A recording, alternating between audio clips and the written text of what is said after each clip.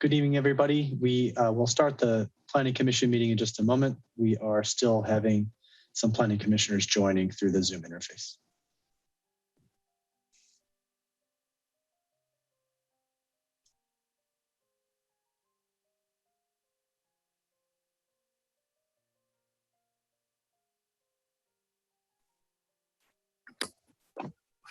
Good evening, everybody.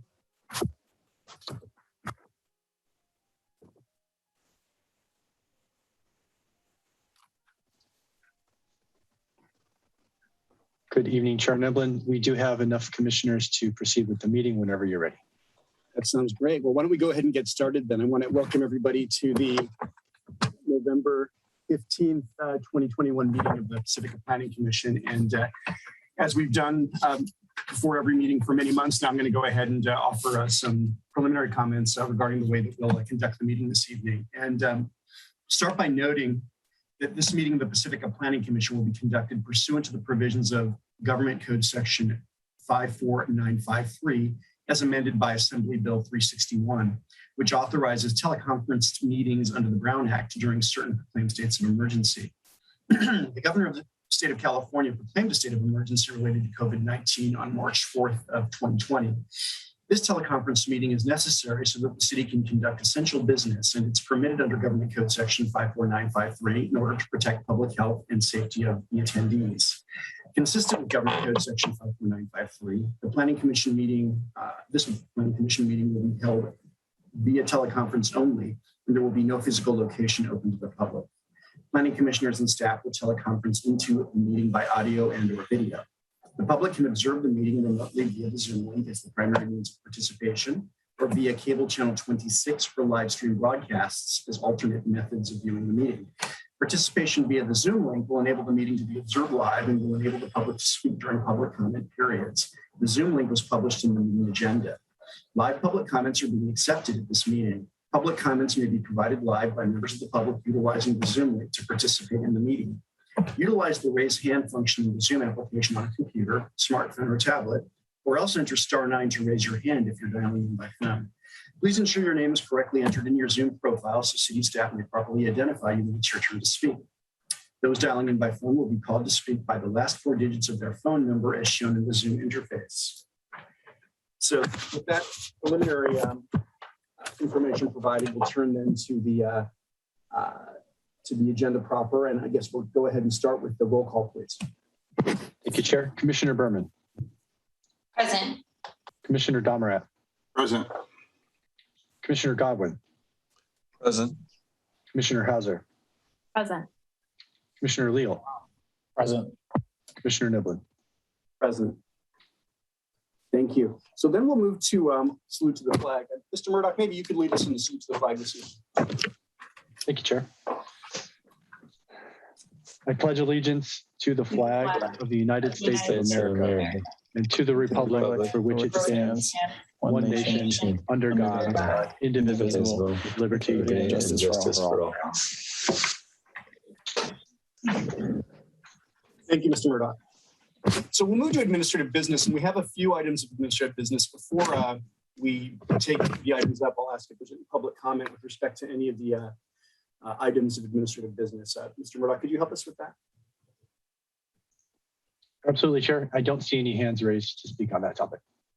Okay, so we'll go ahead and bring the administrative business items back to the commission. And we'll start with approval of order of agenda, and I'll ask if there's a motion to approve the order of agenda.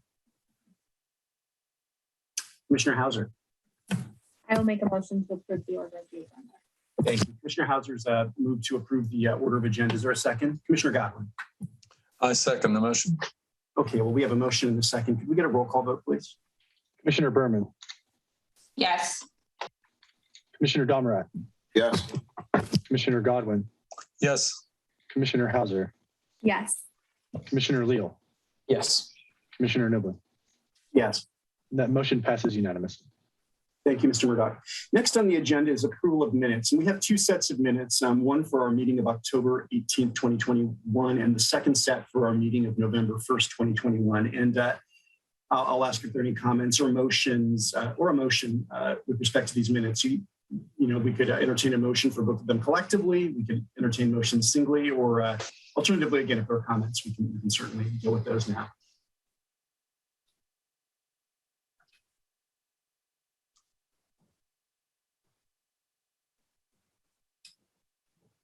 Seeing no comments, I'll ask if there's a motion to approve the minutes. And again, we can take them singly or together. Commissioner Berman. I move that we approve the minutes from October 18th and November 1st, 2021. Thank you. Commissioner Berman's moved that we approve both sets of minutes for our meeting of October 18th and November 1st of 2021. Commissioner Hauser. So my intention is to second, but I just want to confirm that I can vote on both when I wasn't here at the last meeting. Yeah, I believe the advice we've received in the past is that you can, in fact, since this is given the nature of the item. Okay, then I'll second. Thank you. So we have a motion in a second. Can we get a roll call? Commissioner Berman, Yes. Commissioner Domrat, Yes. Commissioner Godwin, Yes. Commissioner Hauser, Yes. Commissioner Leal, Yes. Commissioner Nibbler. Yes. That motion passes unanimously. Thank you. And I'll confirm that we do not require designation of a liaison to the city council meeting. Correct. Thank you. The next item on the agenda is oral communications, and this is the portion of the agenda that's available to the public to address the Planning Commission on any issue within the subject matter jurisdiction of the commission that is not on the agenda. The time allowed for any speaker will be 3 minutes. I'll ask if there's any public comment. I do not see any hands raised, Chair. Okay, well, we'll go ahead then and bring the matter back, and we'll close oral communications. And we'll note that there are no consent items this evening, which will then take us to new public hearings. And we have one new public hearing for this evening, and it's file number 2021-23. And this is site development permit PSD 85521, use permit UP 12921, coastal development permit CDP 42321, historic preservation permit HPP 721, and parking exception PE 19221. And this is filed by the City of Pacifica and relates to the renovation of the existing City Hall and planning parks, beach, and recreation buildings. Involves demolition of the police annex building and construction of other site improvements to City of Pacifica Civic Center at 170 Santa Maria Avenue in 1800 and 1810 Francisco Boulevard. APN is 016042310. The recommended CEQA action with respect to this matter is a Class 1 and Class 4 categorical exemption pursuant to sections 15301 and 15304 of the CEQA guidelines. And staff's recommended action is that we approve this matter as conditioned. Go ahead and ask for a staff report, please. Commissioner Berman, I saw your hand up. Thank you. Chair, I am going to recuse myself from this public hearing item. I am employed by the civil engineering firm that is the civil engineer on the project. So to avoid a potential conflict of interest, I'm going to recuse myself. Thank you so much for raising that and for sharing that information with us. I'll ask the city attorney whether or not there's a particular protocol. Should Commissioner Berman leave the meeting or some other advice that you have around that? Correct. So at this point, Chair Niblin, we would ask that Commissioner Berman mute her mic and turn off her video, and she can wait until this item has concluded and then participate at the end of the meeting if she so desires. Thank you, Ms. Bazana. And thanks, Commissioner Berman. Great. Thank you. I'll talk to everyone in a little bit. Excellent. With that item of business conducted, we'll go ahead then and ask for a staff report. Thank you, Chair. Good evening, Honorable Commissioners. I'm Deputy Planning Director Christian Murdoch. The proposed project before you this evening was submitted by the City of Pacifica to renovate the Civic Center campus located in West Sharp Park on Francisco Boulevard between Santa Maria Avenue and Salada Avenue. The project site is designated as public facility in the general plan and is zoned both PF, public facilities, and CZ, coastal zone. The project would be consistent with both the general plan and zoning for the site. The main components of the project are demolition of the existing police annex building located at the southwest corner of the site, closure of 2 vehicle driveways on Santa Maria Avenue and replacement with landscaping and pedestrian paths, comprehensive interior and exterior renovations to the planning and parks, beaches, and recreation building, also referred to in the project staff report as the P&P building. For the City Hall building, comprehensive interior renovations restoration of the original redwood siding and window locations, and in addition to create at the rear of the building an elevator and stair addition at the rear of the City Hall building on the south side. And the project would also include various site improvements, including a new pocket park located between City Hall and PMP buildings, redesigned landscaping and off-street parking areas, and capture and treatment of stormwater runoff. The uses proposed on the site would remain substantially consistent with the existing uses prior to the temporary relocation of Civic Center services to the community center. The project as proposed would be consistent with all applicable Pacifica Municipal Code or PMC requirements, except that a parking exception has been requested for the width of the driveway aisle servicing the parallel parking portion of the parking lot, is analyzed in the staff report. The project would qualify for a Class 1 categorical exemption from the California Environmental Quality Act, or CEQA, which applies to existing facilities. The project would also qualify for a Class 4 categorical exemption from CEQA, which applies to minor alterations to land. None of the exceptions to the application of the categorical exemption would apply. Staff received one public comment after publication of the agenda packet for this item. The comment is posted on the Planning Commission page on the city's website, was made available in printed form at the Planning Department counter during normal business hours today, and was also emailed to all of the commissioners in advance of tonight's meeting. I'll provide a brief response to some of the points raised in the letter. There was a comment related to the number of exits required from City Hall. The comment does not relate to a zoning requirement. Exiting requirements are reviewed for compliance with the California Building Code during the building permit phase for a project, once a project is approved by the Planning Commission.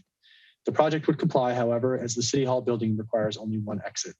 The two exits from mechanical and electrical rooms must also be shown, as those are isolated spaces with no interior connection to the main exiting path. The number of disabled accessible parking spaces and the location of accessible paths of travel were the subject of another comment. This comment does not relate to a zoning requirement. Accessible paths of travel are reviewed during the building permit phase for a project. The project requires 3 disabled accessible parking spaces based on the number of off-street parking spaces that are provided. Four accessible spaces would be provided with the project, 3 being provided in the main parking lot, and a 4th provided in the Salada lot. Since application to the Planning Commission, the applicant has continued to refine the project, including accessible paths of travel, and has created an accessible path of travel from the space in question to the City Hall and PMP buildings. The space's location also places it on an accessible path of travel to the Little Brown Church. Another comment addressed the parallel parking spaces at the northwest corner of the main parking lot and indicated that one of them was difficult to access.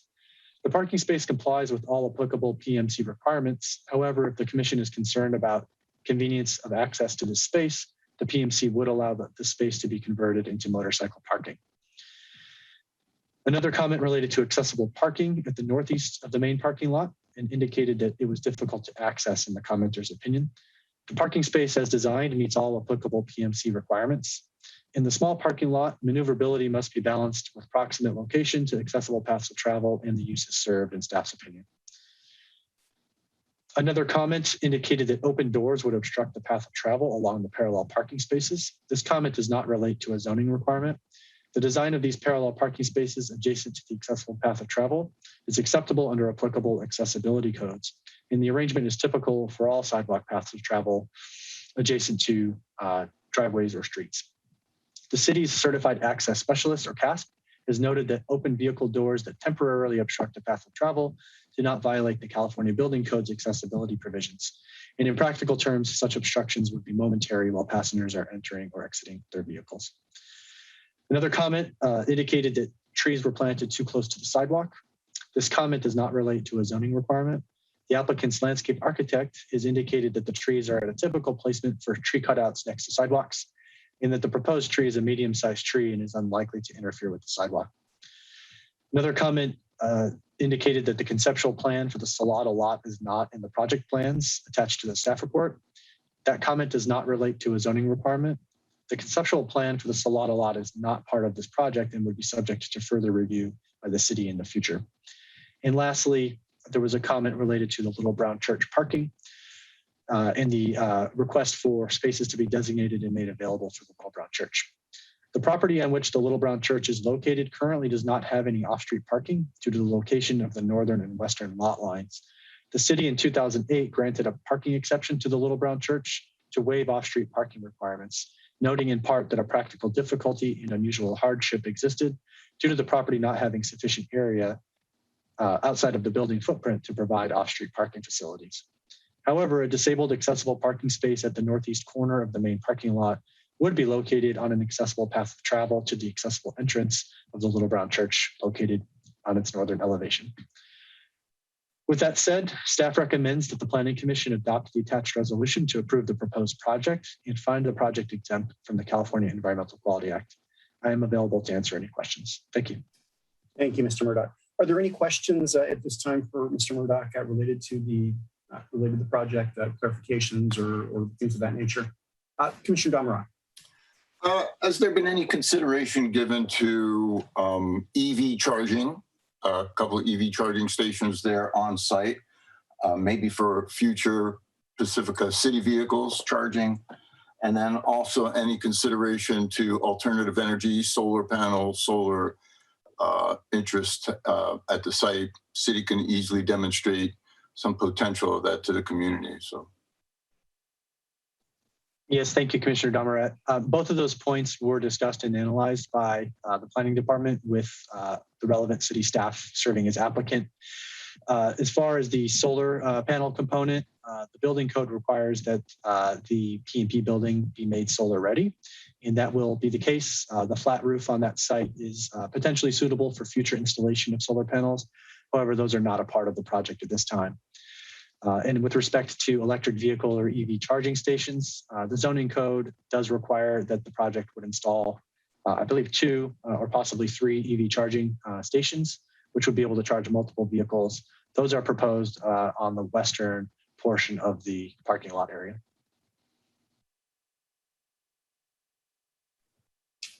Thank you, Commissioner Damarat. Commissioner Hauser. Thank you. I'm so excited that we finally get to review this project. So I had 2 quick questions.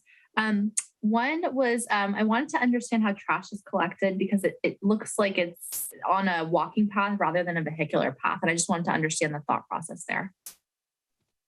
Sure. I think we're overall, the project is trying to make the site more aesthetically pleasing with improved landscaping and pedestrian paths. And with the elimination of that vehicular driveway on the northwestern portion of the property, where the trash service potentially could have been provided before. The project would include a trash enclosure located closer to the northwest property line. Currently, there is, I think, 2 rolling dumpsters and some small, regular-sized, residential-sized recycling containers. All of those are rolled out on trash day, to my understanding, but potentially the applicant can explain more as to how the trash service would be moving forward. Okay. And then my other question, and maybe this is for the applicant, but I wanted to understand, and let me apologize. I downloaded the plans like 5 or 6 times. They were so big, they kept crashing my Adobe. So I think I missed 3 of the L sheets, but I wanted to understand a little bit more about what makes the pocket park a pocket park. Yeah, I think there's no definition for pocket park. I think it's a term that's commonly used to describe very small park spaces that don't have significant recreational facilities, but are tucked in within existing constraints in developed areas to help improve the amount of park space that's available. I think in particular, there's a desire and an intention to try to create some small but enjoyable walking paths through that area, and to potentially include a small centralized turf area that would allow folks to sit down, perhaps have a picnic, read a book, bask in the sun, that sort of thing.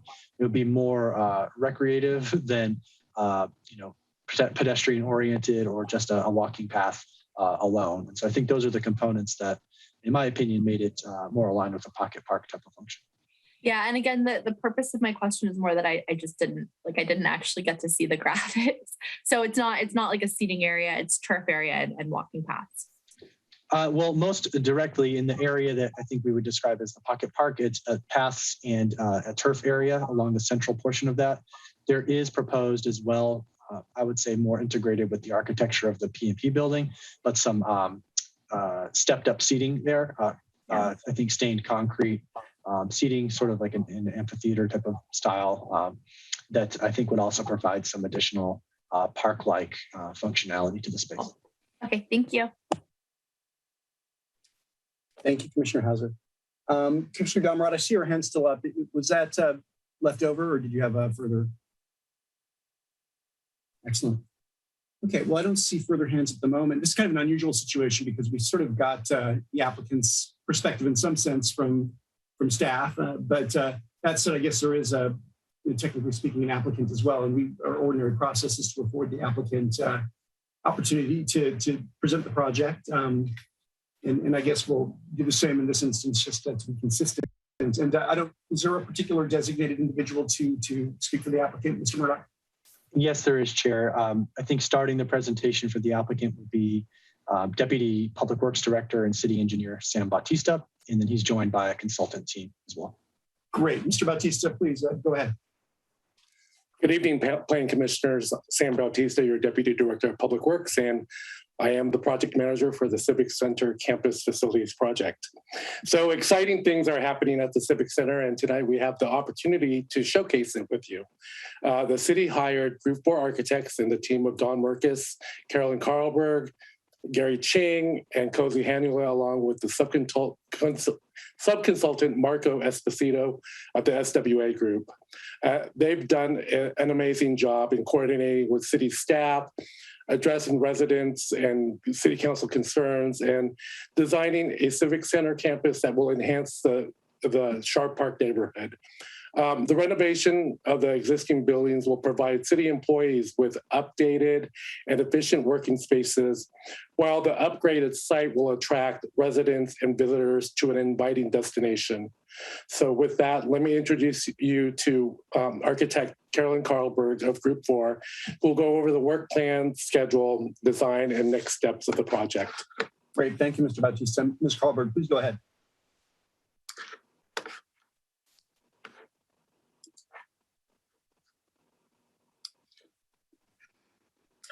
Thank you so much for having me. I'm going to share my screen.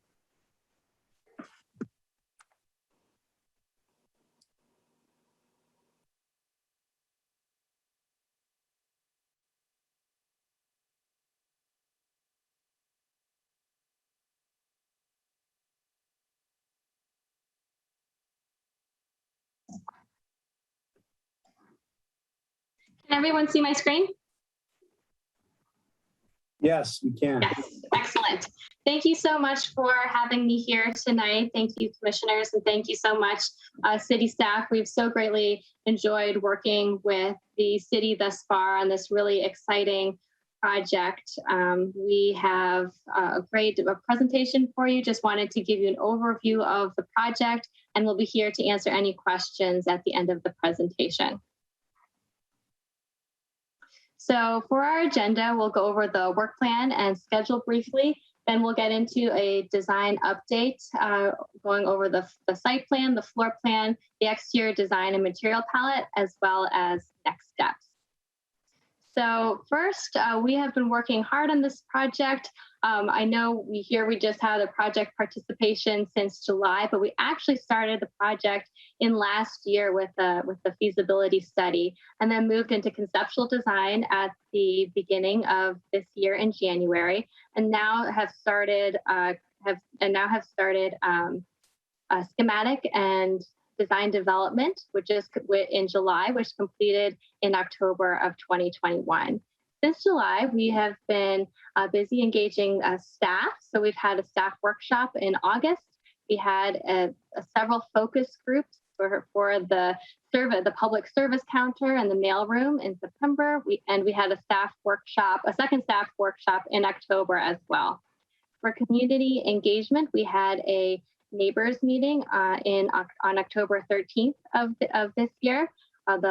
The project FAQ was distributed to the community, and we also had our city council meeting on October 25th of this year. So this is just the project participation that has happened since October. Of course, previous to that, we also engaged the neighbors, and which include the neighbors within a near vicinity of the project, as well as the Pacifica Historical Society, of course, as they are on our site. As a project overview, the project consists of 3 buildings. So first, the old police department building, which is planned to be demolished.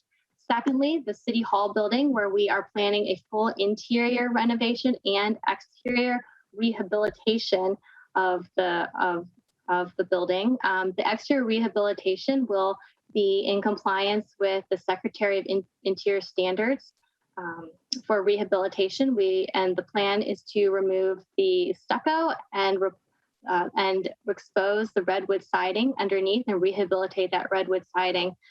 Since this was a schoolhouse back in the 1920s and has local historical significance, we are rehabilitating it to its original exterior with the redwood.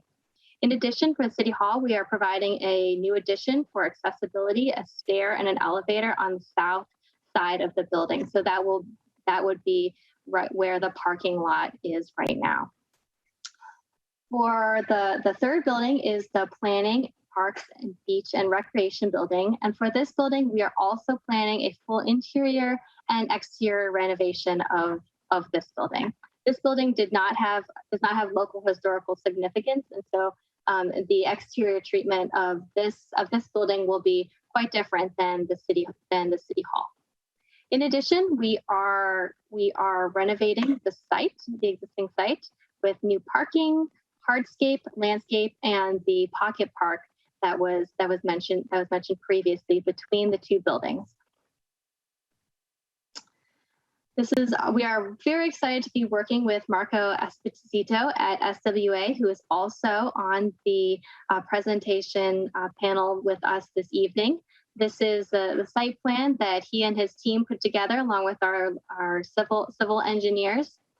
So the main changes from the current plan are really creating a better pass-through for parking from Francisco to the Salada lot, instead of having people coming in from Francisco and then north from Santa Maria and also 2 places of Santa Maria and kind of parking everywhere. We wanted to really create a cohesive campus with cohesive and intuitive parking, as well as pedestrian connections. And so to do that, we now have one drive aisle off of Francisco Boulevard, and from this drive aisle, we'll be able to go to the main parking lot. On either side of this drive aisle are parallel parking spaces to supplement the parking that's in the rear, the southwest of the buildings. The new connection is a pedestrian connection is from Santa Maria Avenue to Salada Lot. And so you can see now we are knitting together the 3 buildings on the site: the City Hall, the PMP building, and the little brown church through this pedestrian connection. And between the City Hall and the PMP building, as was mentioned earlier, is a pocket park, which has a green lawn space in between, and also some benches and stepped seating for an informal gathering space. Further to the south of the buildings, adjacent to the Little Brown Church, we also included a secondary gathering space, which would have some outdoor furniture, and this area is connected to the main pedestrian pathway through the site as well. In addition, we have locations for stormwater retention and treatment. That is the kind of light green in the southwest corners of the site. And this really works well since the site is really sloping downwards, starting from the northeast corner down to the southwest corner. In addition, we are retaining the Little Brown Church storage on the west side of the site, as well as the existing generator. And this is where the trash enclosure will be located, as well as the transformer and the switchboard. As a master plan for the Civic Center, we have proposed improvements to the Salada lot as well. As Christian mentioned, these improvements to the master plan of this Salada lot are not part of the project scope, but the city had the great foresight to look at these two parcels as a whole and realize that the parking is really on the Salada lot is really going to supplement the Civic Center. So it's important to look at these two parcels as a comprehensive whole. And so that is why SWA did the work at the master planning level to design this Salada parking lot. So in this parking lot, the lot would be reconfigured to have in and out drive aisles for vehicles from Salada as well as from Francisco. And then one of the big features of the Salada lot, we are proposing to locate the future rail car that the Pacifica Historical Society is refurbishing in this location. This was a preferred location for the Pacifica Historical Society, really wanting to have a prominent location off of Francisco, adjacent to very visible and adjacent to the Little Brown Church, and then the PMP building. So really creating a nice rhythm of civic buildings along Francisco and amenities. But as I mentioned, that lot will be part of a master planning effort. So the project site and the work that is included within the scope of this project is within this black dashed line located on the site. For planting on the site, we are proposing two different types of trees on either side of the drive aisle that runs east-west through the site. We are proposing pear tree, which is a nice medium-sized upright tree that flowers in the spring. So it really creates a nice rhythm as you enter the site from Francisco and pass by the buildings on the way to the parking lot. Really creates a nice presence along that drive aisle. These trees will be supplemented by additional trees within the pocket park, and also along the west side of the site to help provide a little bit of buffer from the adjacent neighboring residences, and those would be a coast live oak. In addition, there are shrubs that are proposed at the site. So two different types of shrubs, the manzanita as well as the Tuscan blue rosemary. Low shrubs, including San Bruno coffeeberry, as well as pigeon point coyote brush, are proposed, as well as low flowering plants that will really help accentuate the drive aisle through from Francisco, off of Francisco on the east-west axis, and then also help promote that pedestrian pathway in the north-south axis. And those would be flowering plants, the sweet lavender, black sage, and California blue sage. Stormwater treatment areas will have the Berkeley sedge as well as California gray rush. And all of these plants have been chosen because they are appropriate. They're native, appropriate for this particular climate. They are low maintenance as well as drought tolerant. Some of the sustainable building design elements and site elements that we are including on the site is, the big one is, of course, reusing the existing building stock, the City Hall as well as the PMP building, refurbishing and reusing existing buildings rather than building all new is, of course, a very sustainable endeavor. We are also incorporating in the building daylight harvesting, incorporating building materials with recycled content, locally sourced and sustainably made or harvested materials, as well as low VOCs, both on the exterior of the building as well as the interior finishes and ceilings and paints as well. We are including low flow faucets and fixtures, upgraded mechanical systems, LED lighting, and as was mentioned previously, the opportunity for future solar panels on the PMP building roof. For the site, we are incorporating on-site stormwater treatment, native drought-tolerant plantings, and the EV charging stations. So we are actually providing 6 EV charging spaces via four charging stations. So some of the spaces will share a charging station with dual heads, but there will be six spaces, as well as bicycle racks to promote alternate forms of transportation and night sky cooling. Night sky sensitivity to the light through light levels of the site. For the building program, we've included human resources, IT, the city manager, the city clerk, and finance within the city hall, and within the PMP building have included planning and building, as well as public works. These departments are supplemented by conference rooms in both of the buildings, as well as collaboration spaces, support spaces, and lobby areas for the public. The floor plan of the City Hall on the left is the first floor plan. So the main entrance will be via a new lobby. This is the new addition on the south side of the City Hall. And then from this new lobby, the public will be able to go up the stairs or up the elevator to the second floor, where the main service desk will be for this the city departments in this building.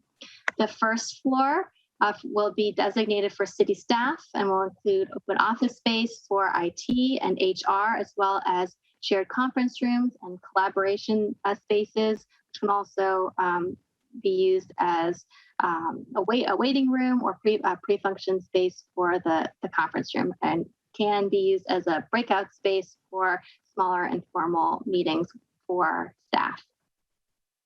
The second floor will include open office space for the city manager's office, city clerk, and HR. There'll be 4 enclosed offices on each of the corners of the building, and as well as a conference room and a collaboration space on the second floor.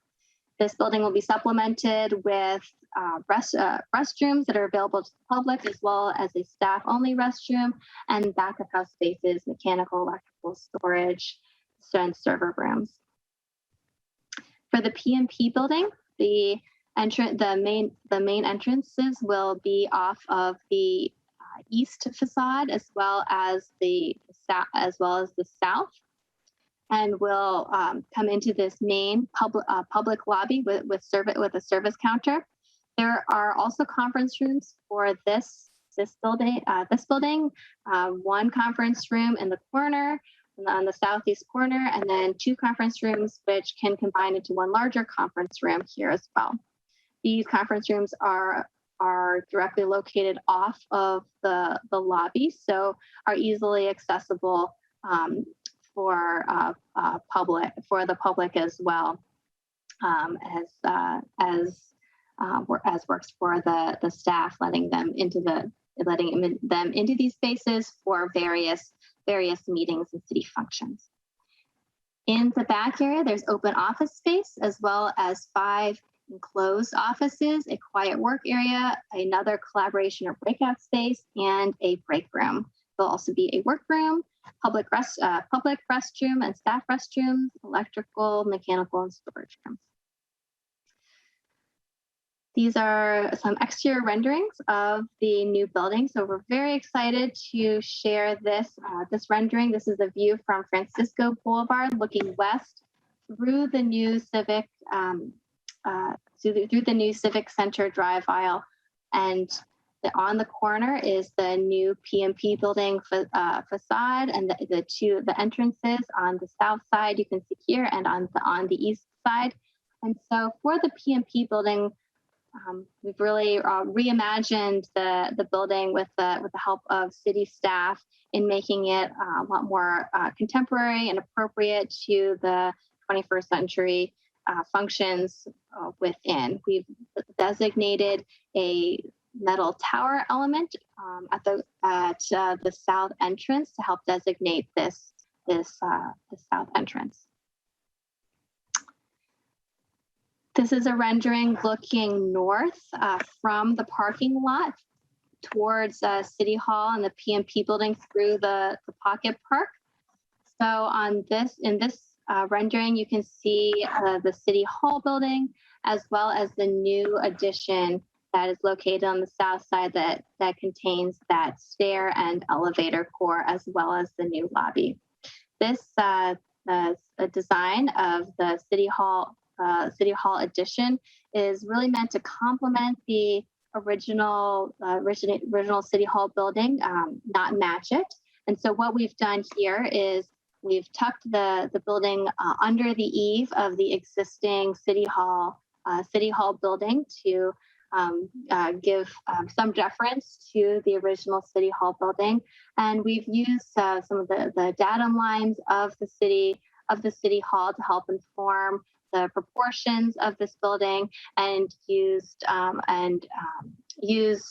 the patterning of the redwood, horizontal patterning of the redwood siding to help inform some of the material choices that you see here on the facade of the City Hall building with the wood horizontal pattern that also shows up on the PMP building.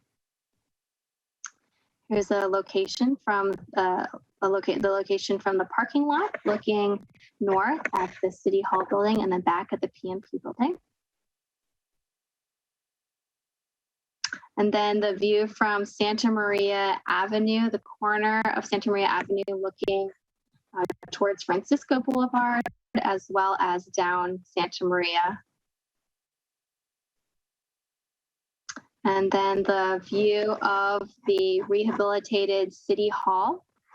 Here we've actually used, we have an old photographs, one in particular that we used for the rehabilitation piece that is taken from the 1920s when the City Hall was an old schoolhouse. So that we're using that photograph to help rehabilitate with the rehabilitation of this northern facade, which is really the character defining facade for the building.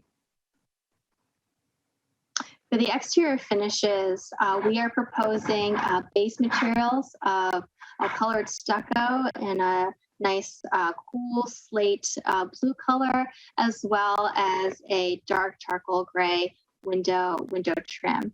And these cool colors are accented by a warm honey tones of a wood look phenolic panels. Those were the horizontal panels that you saw, as well as the vertical metal panels. And the vertical metal panels are seen on the two tower elements that are at the corner of the PMP building at Francisco and Santa Maria, as well as on that south facade of the PMP building.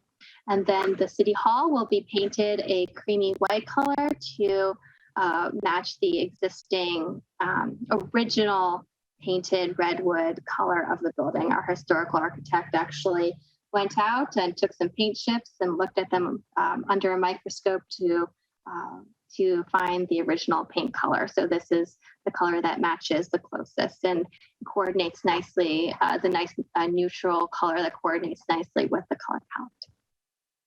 For the project next steps, the project is planning to start construction in spring of 2022 and be completed in about a year. And this is all pending pending the final design moving forward, and we'll be also going to plan check in the beginning of January. So at this point, we will open up the floor for any questions you may have. I'm happy to flip back to any slides that you would like me to, and happy to address any questions. I think that we definitely want to make sure we get back to you with any questions, but we have this actually probably ran a little over the 10 minutes that we would normally have for applicant comment, I want to make sure the public has an opportunity to, if there are public comments, you have an opportunity to hear from them so that we can integrate public comment into any questions that we might ultimately address as well. So, Mr. Murdoch, I think we'll go ahead and take public comment and then bring matters back to the commission so that we can ask questions and discuss the project. Thank you, Chair. There is one hand raised, and so I will get us set up in just a moment.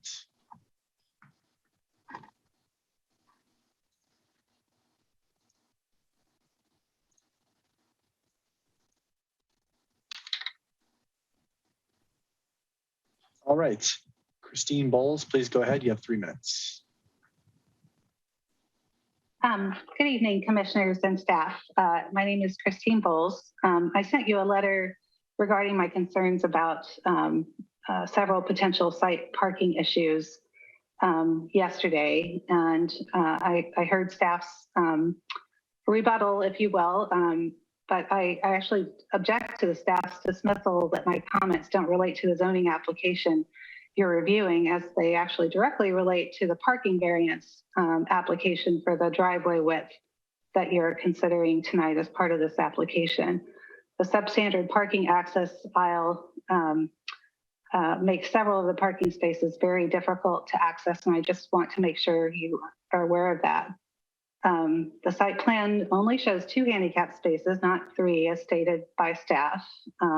As handicap spaces are typically wider and require additional clear access adjacent to the spaces, I just want to make sure that none of the required 50 spaces will be lost.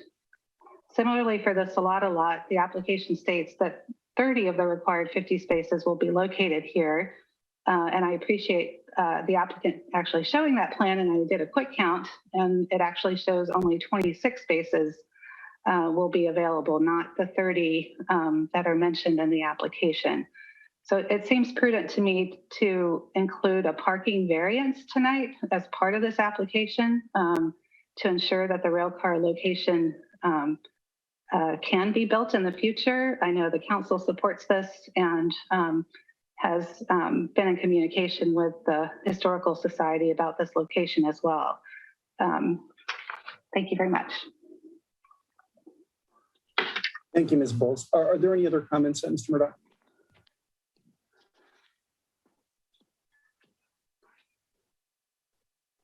Yes, Chair, there's one additional hand raised. Okay. Shauna Hannibal, please go ahead.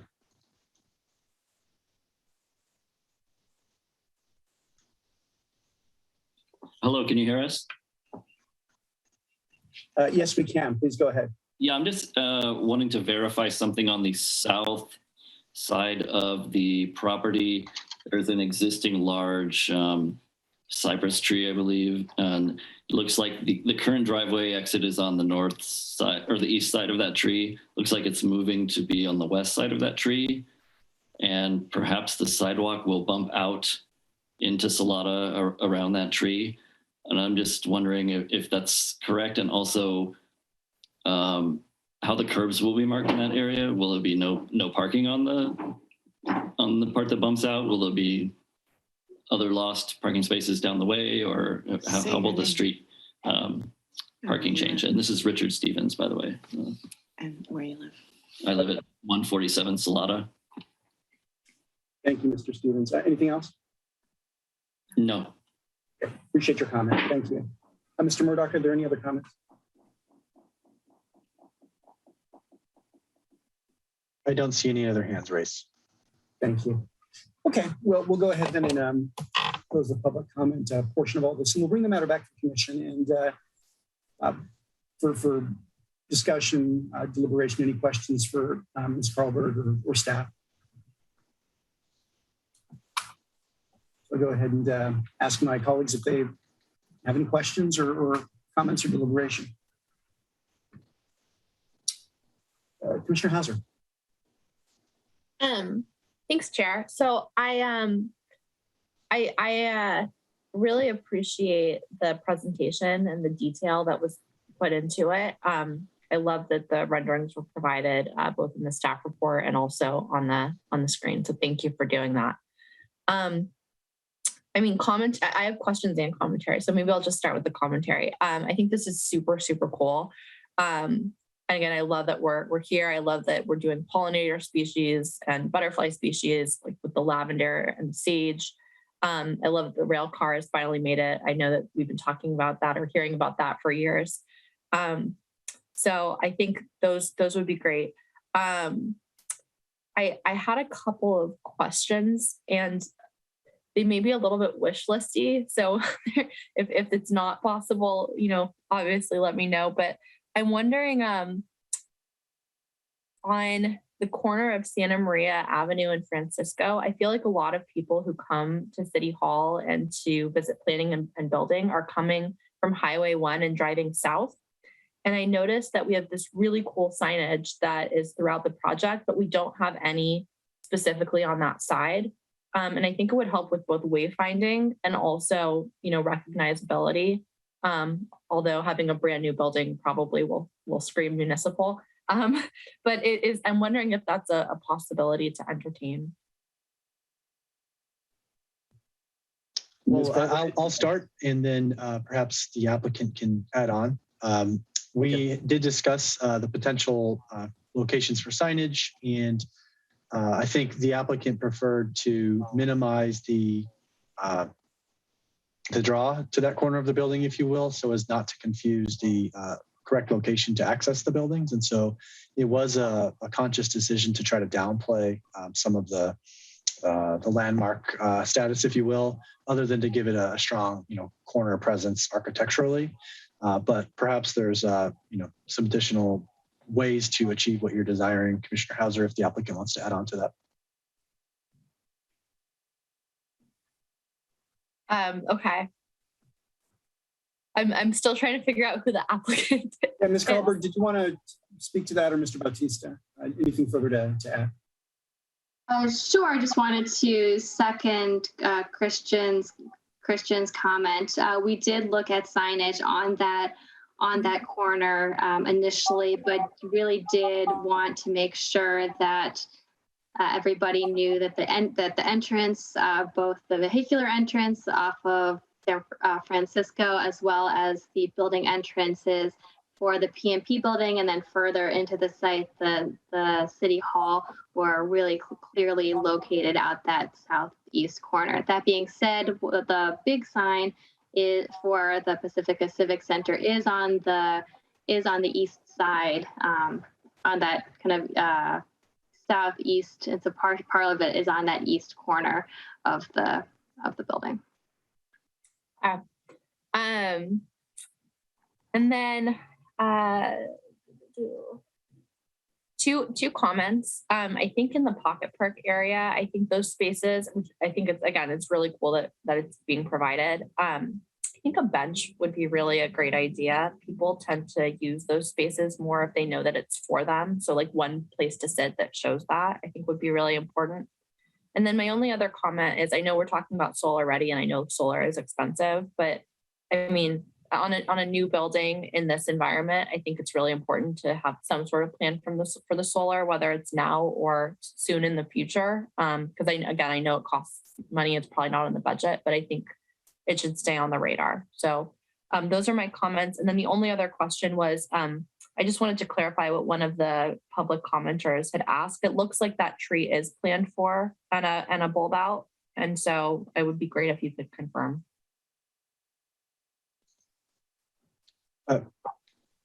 Mr. Bautista, perhaps the landscape architect could discuss further his evaluation of the existing trees on site and the efforts to retain them, as well as how the design would allow for that.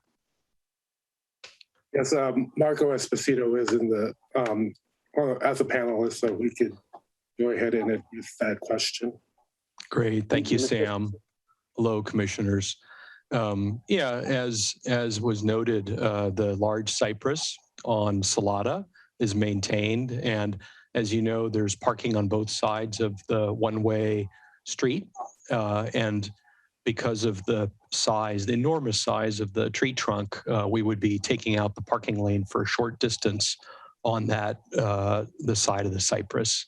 And as the public mentioned, the drive would shift from the east side to the west side. And I think it works actually quite nicely. So there's less pavement up against the tree. There's a bigger distance around the tree trunk that's planting and not paving. And there's connectivity of the Salada sidewalk for the first time in a while. And any of you that know that area, it sort of just ends at the tree. Well, I appreciate that. And again, I commend the design team. I think this is a great project. I love all of the big trees. I love that you've not made a big sea of asphalt and there's a lot of softscape. So when it comes to making a motion and supporting the project, I'll be supporting the project. Thank you, Commissioner Hauser. Commissioner Leal. Thank you, Chair. So a few short questions that I do want to touch on that tree on Salada. So one is regarding I think the ballot drop-off box on the northwest corner of that site. There's currently one there. Will it remain in its current position? Will I guess the county be taken back? What's the plan for that ballot box? Yeah, thank you, Commissioner Leal. The City Clerk, Sarah Coffey, has already been engaging with us on how to retain that. It's a well-utilized ballot drop-off location. And so I don't have an answer. I don't know if anyone else on the applicant team does, having engaged with her, but she is looking at options as to where to retain that on site. That would also be convenient and identifiable, but she needs to work also with the County of San Mateo to reach a mutually acceptable location. Okay. Because I think part of it was a drive up and drop off box, and I guess its current location wouldn't work in that manner. But I think a walk up ballot box would be just as good as well, especially given that we'll have additional parking on Santa Maria in its current location. My second question is around public art. Any sort of public art plan for whether it's the pocket park or perhaps maybe not the siding of the buildings, in particular the PMP building, but any plans for public art? So, Commissioner Leal, there are no requirements in the zoning regulations for a public art installation. With that said, the city frequently looks for opportunities to incorporate public art and beautification opportunities. And coincidentally, Mr. Bautista is the staff liaison, or at least is regularly in attendance at Beautification Advisory Committee, and may be able to speak to what those opportunities may look like. Well, in terms of public art, BAC looks at the murals. There's really no opportunity at this point for this project to have murals on the project, but definitely if there are pieces that are donated to the city, we could definitely look for places to put them, especially if they want it at the Civic Center. Now that the site is being upgraded and redeveloped, so there may be spaces that we can put pieces of art or sculptures.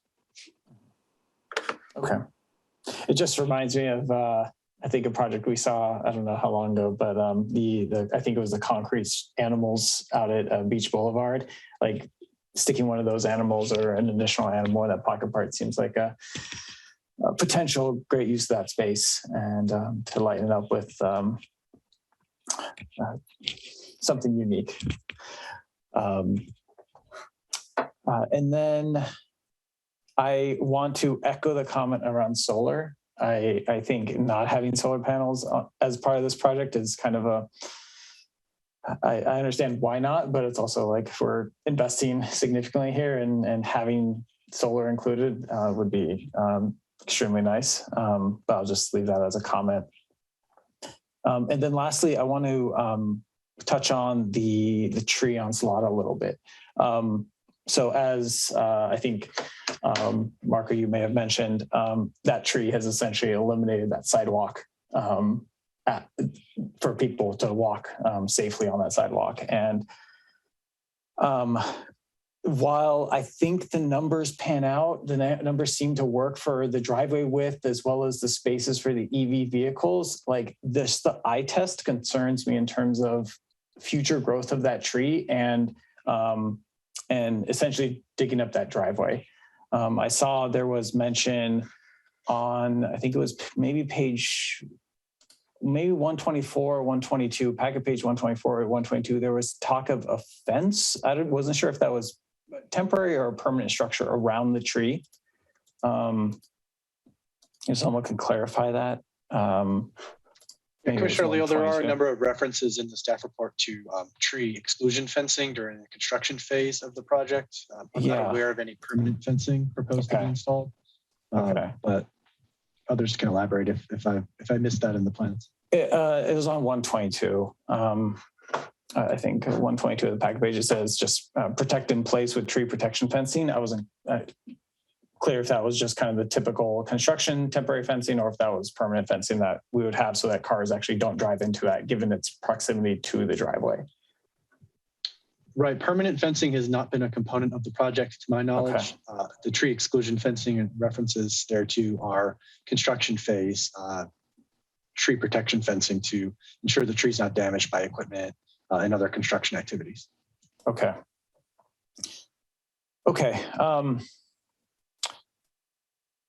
Okay, so I guess my comment around the tree, I do have concerns with its proximity to the driveway, and it's already existing damage to the infrastructure where it is, and I don't know if there's been, if any, can shed any light on to whether we anticipate this tree to damage further the driveway, or I guess the new driveway. I only mention that because it seems the driveway is very close and very tight to the EV charging parking spaces. Essentially, to get through that driveway, the car is going to be driving behind the bumpers or the front ends of those vehicles parked in that lane, and any sort of egress from that tree onto that driveway will push cars further. So, I guess that's my only concern. I do see the need to protect that tree and keep that tree, given that it's the largest tree on the site, and there is going to be another tree, it looks like, removed in that area, because I only see 2 trees remaining out of the 3 that are currently in that general proximity in that corner. But yeah, I'll just leave that comment there, see if anyone has any thoughts on it, but that's just my general, that's my concern for that exact area, and given it's the only exit. Thank you, Commissioner Leal. Other comments, Commissioner Dunrock?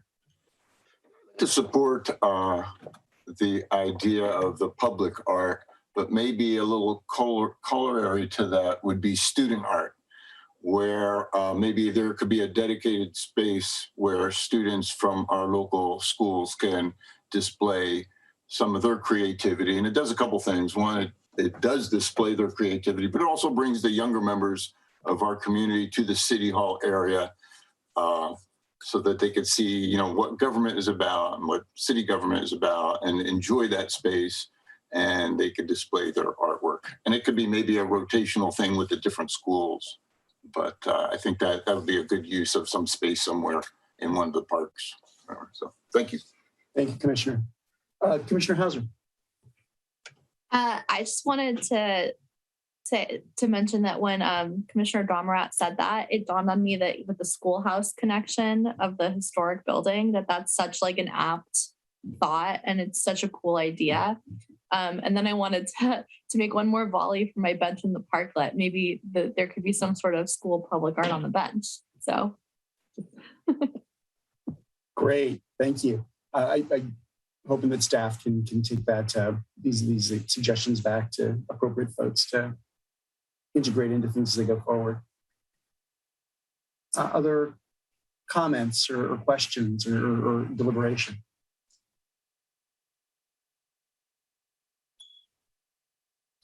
Well, I guess I'll take the opportunity to state that I agree with the comments that have been raised by other commissioners, and I have to say I just thought it was, for lack of a more technical term, it was really cool sort of project. I think that the kind of the blending of and sort of the harmonizing of some of these very new elements with the historical elements, I thought was really well conceived. I sort of like the notion that you're not trying to match it, that you're trying to complement it.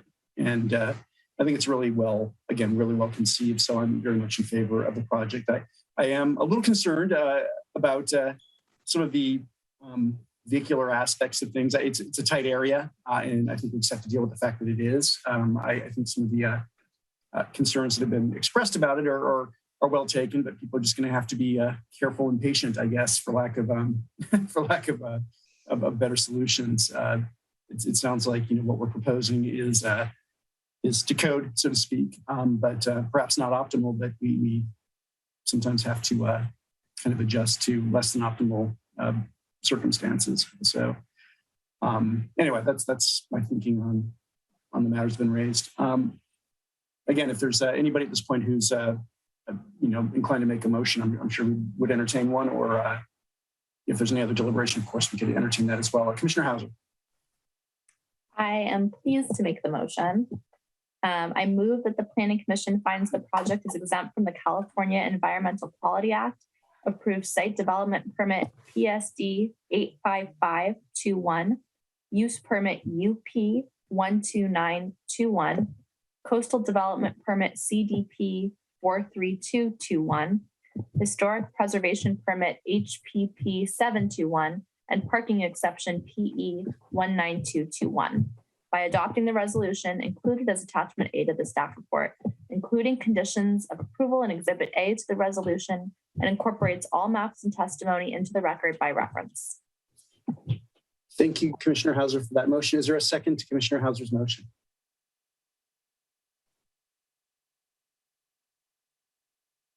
Commissioner Godwin. I second the motion. Great. Well, we have a motion by Commissioner Hauser and a second by Commissioner Godwin. I'll ask for a roll call vote, please. Commissioner Donrat. Yes. Commissioner Godwin. Yes. Commissioner Hauser. Yes. Commissioner Leal. Yes. Commissioner Niblin. Yes. And that motion passes unanimously with one abstention. Thank you. And I guess on that note, we could invite Commissioner Berman back to the meeting. Thank you, Commissioner Berman. Welcome back. Thanks, Chair Niblin. You're in time for Commission communications, which is the next item on the agenda. Are there any Commission communications? Commissioner Berman. I wanted to wish all of our veterans a happy Veterans Day. Chair Niblin, I believe that includes you, correct? Yes, thank you. And Mr. Murdoch, of course, as well. Oh, yeah. Yeah, Mr. Murdoch as well. So thank you for your service. And I also wanted to thank staff for all the work that they've been putting into the Hillside Prevention District information. I know some pamphlets have gone out to the public. I know they're being received and looked at. So thank you for all your help in that. Thank you, Commissioner Berman. Commissioner Hauser. Well, first I want to echo Commissioner Berman's Happy Veterans Day. That's really, I did not know that about both Mr. Murdoch and Chair Niblin, so that's really cool. I also just wanted to say that in light of all of the state laws that have been coming down, I've been watching city after city adopt objective standards. So I'm planting my flag that I'm hoping our objective standards are coming soon. And I'm looking forward to that. Thank you. Thank you, Commissioner Hauser. Any other Commission communications? Thank you, by the way, for the Veterans Day greetings. That's much appreciated. Okay, then we'll move to staff communications. Thank you, Chair. I didn't have anything, but I'll respond to Commissioner Hauser's remarks about objective standards. Certainly, it's on staff's mind. It's our intention to incorporate that through the robust comprehensive zoning update that will follow adoption of the general plan. We think that's the best time to have the really detailed discussions that will need to occur related to adopting as many objective standards as we can to achieve the community's objectives. It's certainly a new planning paradigm in California with a lot less reliance on discretion on the part of decision-making bodies like the Planning Commission, and the legislature forcing communities to adopt what their objectives and goals are in objective, measurable, terms in ways that applicants can know and understand as they formulate their applications to really make the processes simpler and faster and to have greater certainty in the outcomes, particularly for housing production. And so it's something that we're going to do our best to do and to deliver for the community. And we expect that to follow early to middle of next year after the general plan is adopted. Great. Well, thank you for that. I actually had one more question. It's for the city attorney. I know there's a little blurb that we have here on the bottom of the agenda that speaks to anybody who might be aggrieved by action of the Planning Commission. Is there a requirement? I had heard somewhere, and maybe I was just misrecalling or misunderstanding. Is there a requirement that we actually read that after a matter's been approved, or is that just sort of deemed a matter of public record? I'm not aware of a requirement that it be read out loud. But most agendas include it as, just providing as a way to provide notice to the public of their appeal rights. Okay, well, great. And well, I know that Chair Niblin, you are excellent at alerting the public to that opportunity at the end of the meeting. So I'm sure you'll do it again today. Yeah, I'll just note that anyone who's aggrieved by the action of the Planning Commission has 10 calendar days to appeal the decision in writing to the City Council. And if any of the above actions, well, the one action we took is challenging court issues which may be raised or limited to those raised at the public hearing or in written correspondence delivered to the city at or prior to the public hearing. And I guess that's what I'll note for the record. And that takes us then to adjournment. And I'll ask if there's a motion to adjourn.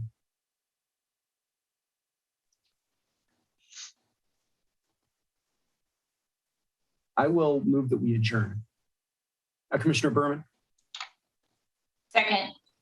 Thank you. We have a motion in a second. Can we get a roll call vote, please? Commissioner Berman. Yes. Commissioner Domerat. Yes. Commissioner Godwin. Yes. Commissioner Hauser. Yes. Commissioner Leal. Yes. Commissioner Niblin. Yes. That motion passes unanimously. Great. Well, we're adjourned. Everybody have a nice evening. Bye, guys. Good night. Good night. Good night, everybody. Thank you.